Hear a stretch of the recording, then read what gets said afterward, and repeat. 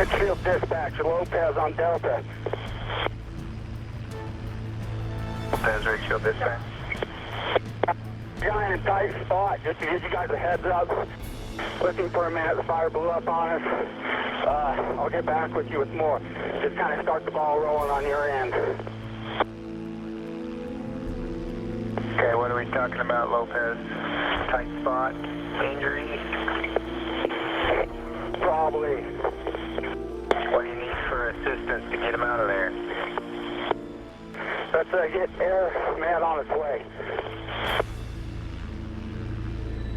Okay, real good.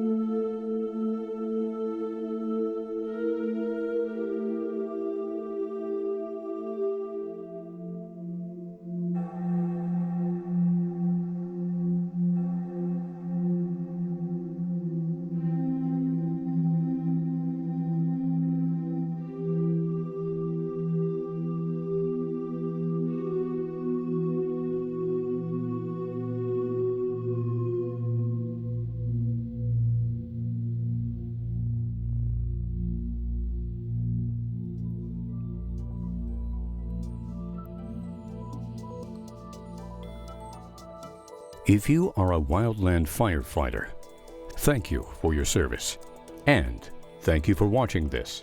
What you are about to see is dedicated to you and to your fellow Wildland firefighter who was overrun by the Devil's Den fire and died. To honor this man, we must learn from his experience. As you are about to see, two key themes contributed to his death: the loss of situational awareness and the failure to stay in assigned fire line role. The following presentation is dedicated to this Wildland fire leader, an assistant fire management officer who died on the 2006 Devil's Den fire in central Utah. To honor his life and experience, we must all learn from the key actions that contributed to his being overrun by fire.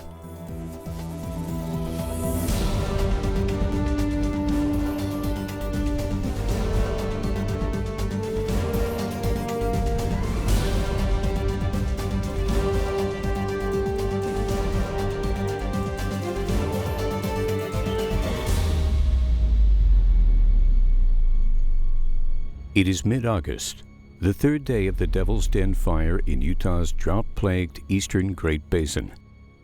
The fire is burning on a steep southwest aspect in heavy pinon, juniper, and sagebrush fuels.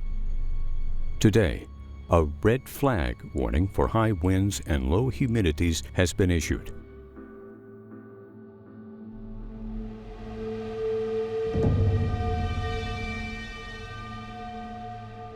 At 1100 hours, the fire activity starts to heat up and become active. An hour and a half later, the fire's Type 4 incident commander and his incident commander trainee, along with the local assistant fire management officer, who is also the entire area's zone duty officer for this day, are shuttled by helicopter out to the helispot located beside the main fire. These three supervisors discuss suppression tactics for that day. As they talk, they can see an active small spot fire down below them, located in an adjacent canyon. After an open discussion weighing all pros and cons, the AFMO confirms that he wants to hike down into the canyon to better size up the spot fire. However, due to potential dangers and risk, the incident commander and the IC trainee urge the AFMO not to recon the canyon. But the AFMO assures them that he will be okay. Alone, on foot, he works his way down into the southwest-facing slope toward toward the smoke.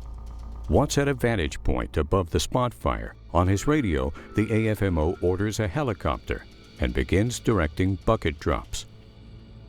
By 1300 hours, the temperature is already 82 degrees and the humidity has dropped to 19%. A general increase in fire activity starts to occur. Approximately 40 minutes later, from the helispot, the incident commander informs the AFMO that there is now a new spot fire above him. He warns the AFMO that, quote, he is in a tight spot and tells him to leave the area. But the AFMO replies that he will stay and work the spots. Midfield dispatch, Lopez on Delta. 5 minutes later, the fire blows up and begins to rapidly spread uphill. Black smoke pours up out of the drainage. The incident commander tells the AFMO to get out of the canyon.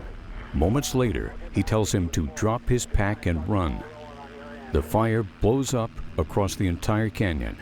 Repeated radio calls to the AFMO go unanswered.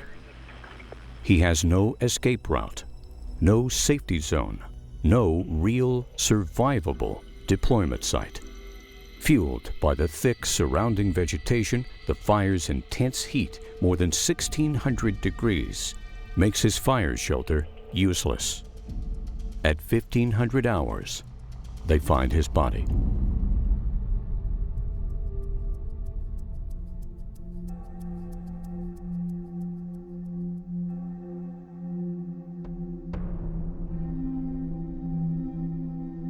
There's no question that the victim in this Wildland fire tragedy lost his situational awareness.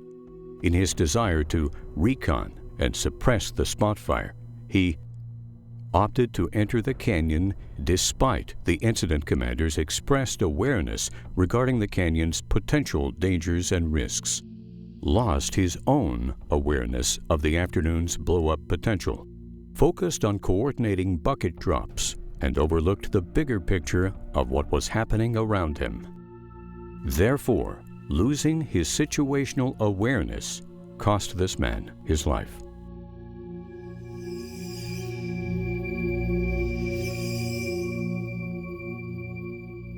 In addition, this AFMO and zone duty officer abandoned his important leadership role and reverted back to his career's prior hands-on firefighter role. After he had successfully gathered his first-hand intelligence on the spot fire situation, he continued to direct bucket drops in an effort to suppress the spot fire. While we can argue that his desire was correct to stop the spot fire spread, his subsequent actions were, unquestionably, outside his vital role and responsibility of being the incident's zone duty officer.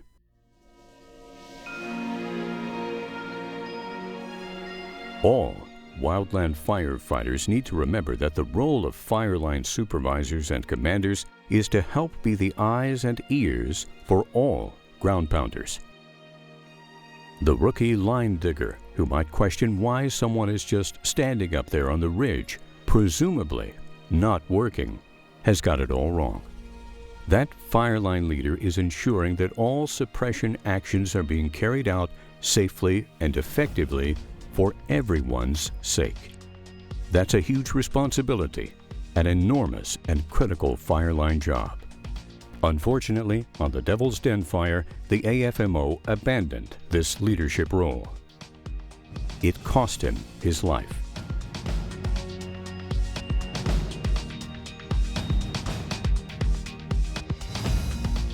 Now, as you continue on with your own Wildland firefighting experience, please remember what contributed to the death of this seasoned, highly respected fireline leader.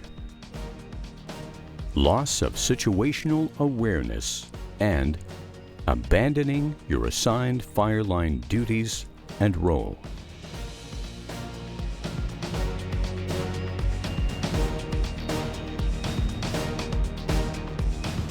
Thank you for your attention, and please continue to be heads up and safe out there in the always dynamic Wildland fire environment.